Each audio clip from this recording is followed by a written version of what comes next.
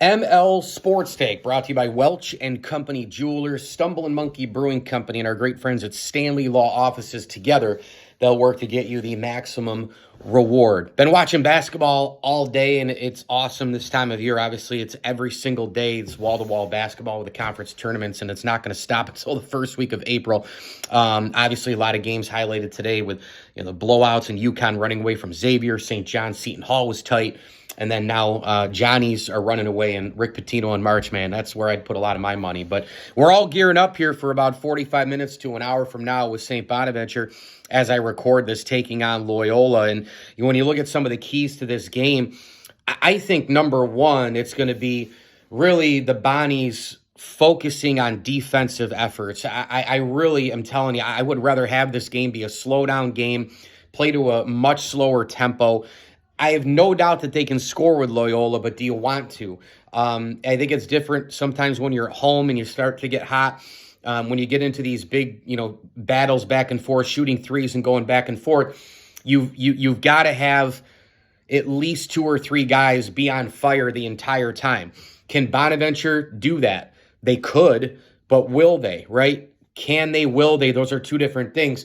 If they're going to get into a shootout, they got to have three guys, in my opinion, be on fire right from the tip to the end of the game.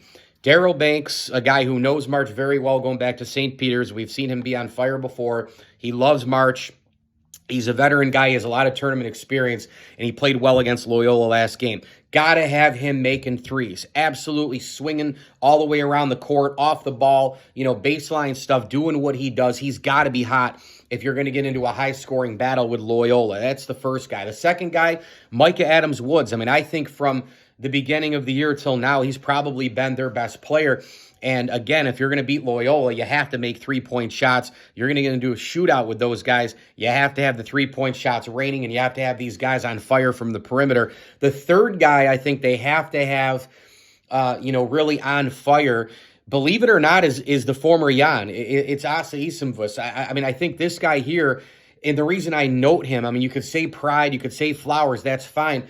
But I think it's Jan because he can shoot. The former Jan can shoot over people. And as Senvis, we've seen, he knocks down one or two. Sometimes he can get like three or four in like that 8 to 10 minute clip. And it changes a whole big dynamic, a huge big gap of a game. To me, if he can get a couple of those shots going, that'll loosen up the offense even more for guys like Pride, Flowers, Banks, Adams-Woods, maybe even a Barry Evans, right? You get these guys into the hole at that point. If you have an extra forward shooter, it does look different. Remember, if you look at any college basketball team with a 6'8", 6'9" guy, 6'6", 6'7", it's the prototypical forward these days who can go inside, outside, shoot the three, get to the rack, play the mid-range, blow by people, hold tight, shoot over them. As Senvis can't really shoot, he can shoot over people, but he can't really create his own shot. That's really one of the big differences. He's slow of foot, of course, and defensively you can blow by him. But he can shoot up over people, and he can stretch the defense. And I think in a game like this, that might allow Bana to get to the basket more and just open it up to where Loyola is then chasing Bonaventure, back to front to back. So just a couple ideas on this game. I tell you what, the couple of reasons why I like St. Bonnie in this game is because they beat them before. It's March, anything can happen, and Bonaventure plays up to competition. This would be exactly the game Bonaventure would win because we've been doing this all season long. I think Loyola is the better team. I'm going to pick Loyola to win, but nothing's going to surprise me anymore. I don't know who's going to win this tournament. Richmond went down to St. Joe's today. I know Richmond was due to lose. A couple of people told me that, but I didn't have them losing to Joe's. And again, it's that reset, right? You play in March. It's right in front of you. You can make up for a bad season. You can make up for an underachieving season. Anybody can do it. It's right in front of you. You win one, you get hot, survive in advance, the old term, blah, blah, blah. This would be a game where Bana plays up to the competition and wins because of how this season has gone. But I am going to take Loyola 82-80 in this game. I think it's going to be a nip and tuck game, close, back and forth. A possession here, possession there. Actually, I'll go more maybe more a couple possessions. I'll go 80. I'll go 82-76 in this game.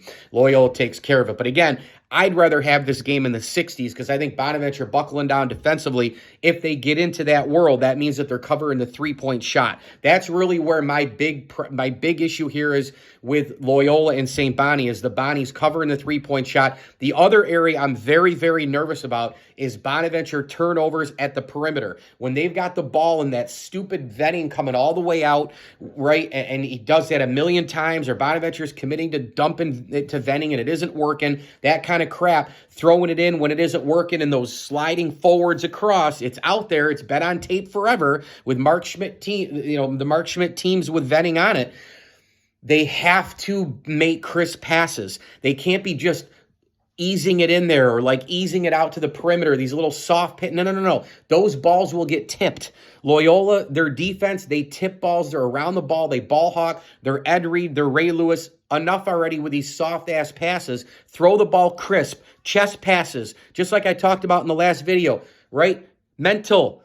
The stuff you learned in 4th grade, 5th grade basketball camp, man. Like, come on, don't leave your feet on fakes from 3-point, 32 feet away, right? Like, box out.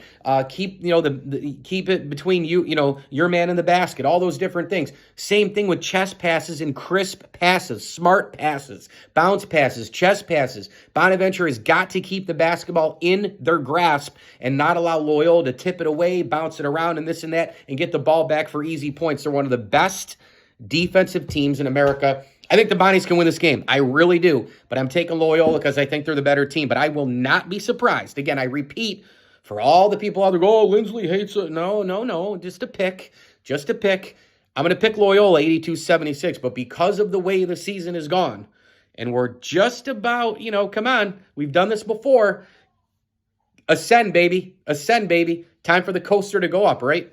I'm going to take Loyola, but zero surprise if these guys take it home. ML Sports Take, brought to you by our great friends over at Stanley Law Offices, Stumble and Monkey Brewing Company, and Bowers & Company CPAs. Please like this video and subscribe to my channel.